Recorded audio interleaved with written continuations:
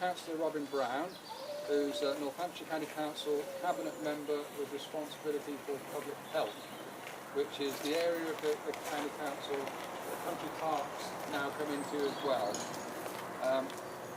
Robin has very kindly agreed to come and say a few words to mark the completion of the project, so I'll hand over to Councillor Brown, then we'll have an unveiling of the interpretation boards, and then I'll take you for a guided walk onto the park, very short walk. You won't need any Wellingtons or anything like that, we'll all go on surface paths, and then we're back for the buffet. So I'll hand over to Councillor Robin Brown. Chris, thank you very much indeed. Well, I've got to formally welcome everybody here to Barnwell Country Park in the heart of the Nen Valley. But can I just say, first and foremost, my responsibility in the council is not just for public health, but also for well-being.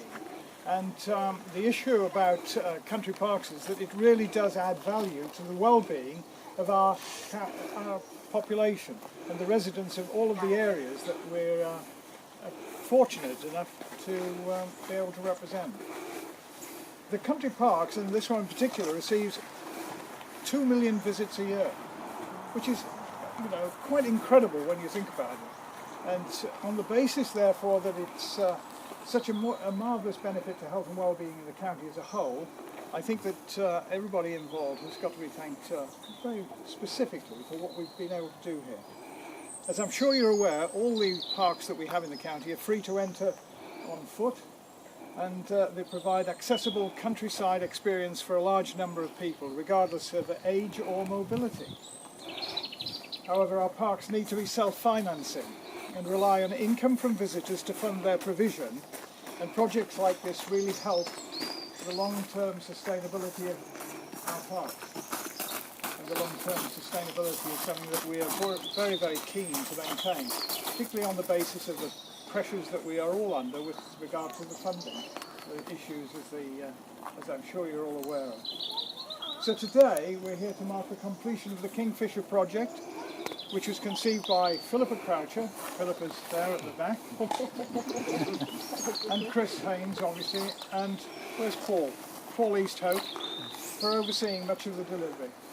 The project was created in an artificial kingfisher nesting bank with live camera feeds, which you would have seen if you noticed them in the cafe. And the kingfisher bank is over here, which I'm sure, again, everybody's aware of. We've also provided, or this funding has provided, nest boxes with cameras, which are also on the feed, which are around and shown in the cafe. That's the bird feeding area. I'll be back. But hopefully next spring, visitors can enjoy a mini spring watch experience in the cafe, because there are nesting boxes with cameras in them. Now, the project has provided a series of wonderful interpretation panels, which Chris is going to unveil in a moment, which tell a little history of the park and its kingfishers and other wildlife.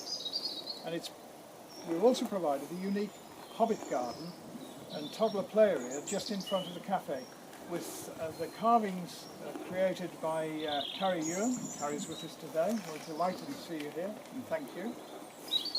Of a business called Carry On Carving.